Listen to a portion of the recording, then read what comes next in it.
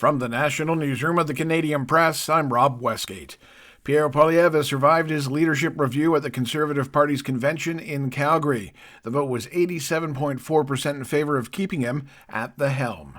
Canadian Press reporter John Kennedy says Poilievre did his best to drum up an election-style speech to members before the ballots were cast. He told party supporters that the cost of living has surged under the Liberal rule, blaming the government for increased spending, higher taxes, and regulations for rising food prices, housing costs, and household debt. In a message to young people who are maybe new to the party or might be considering separatism movements, Poilievre offered a simple promise. You will again have a country that respects your autonomy, is proud of your industries, unites us around our common identity and history, a country that will afford you the hopeful future that you have earned. Poilievre also told supporters that the Conservatives can see those Canadians who feel left behind and promised to build a smaller government focused on affordability, security, and opportunity. Poilievre also placed the blame for rising separatist sentiment in Alberta and Quebec at the feet of the federal Liberals, accusing the party of failing to bring about meaningful change.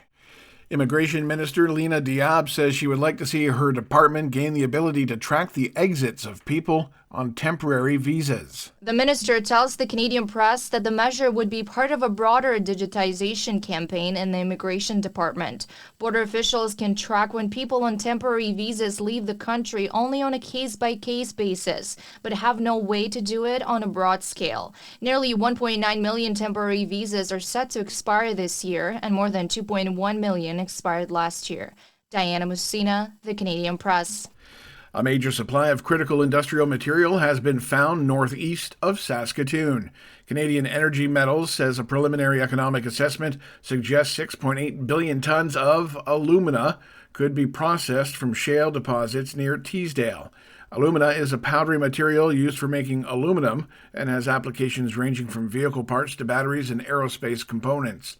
Premier Scott Moe says alumina could be the province's next big resource after potash and uranium.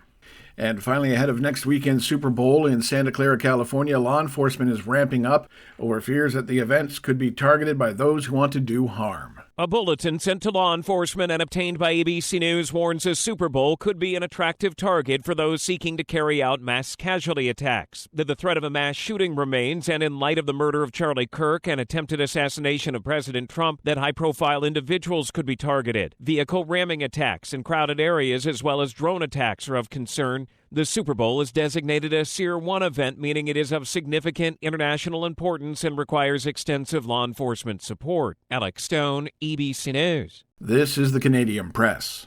In sports, the playoffs at the Scottish Tournament of Hearts are all set in Mississauga, Ontario. Canada's Carrie Anderson and Manitoba's Caitlin Laws clinch spots in the Page 1-2 game. Alberta's Selena Sturmey and Nova Scotia's Christina Black also secured berths in the Page 3-4 matchup. Meanwhile, still on the ice, it was a quiet night in the NHL with just one game on the schedule. The Columbus Blue Jackets, they doubled up on the Chicago Blackhawks 4-2.